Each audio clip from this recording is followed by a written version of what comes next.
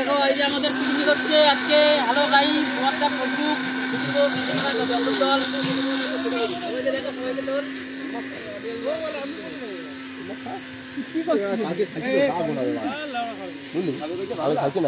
আমাদের সুমনদা ফেসবুকে ছাড়বে এটা কি বলো তো।